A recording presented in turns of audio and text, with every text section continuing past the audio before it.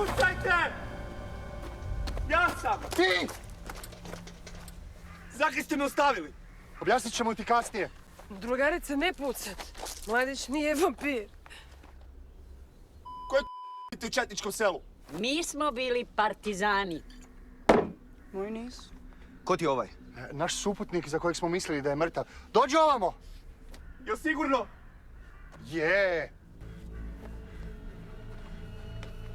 Ovo mi neće u kuću.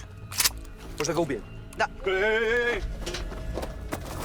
Burgeru, aj se makni da mu skinem tu ćelavu glavu s ramena. Hajdemo dijalogom riješiti. Dijalozima, mič se. Mladić nije ono što mislite.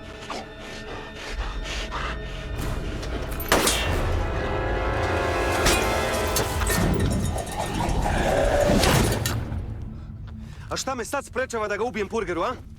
Ništa. Dopustite da vam objasnim. Ovaj mladić ovdje, prije 1 sat vremena pretvorio se u vampira. U međuvremenu se izgleda vratio u ljudski oblik i sada se evo opet pretvorio u vampira. Da i? Hoću reći da ovaj mladić bitan.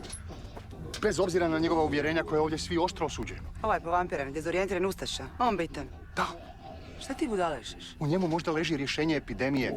Razmislite. Na takvom se otkriću možete obogatiti.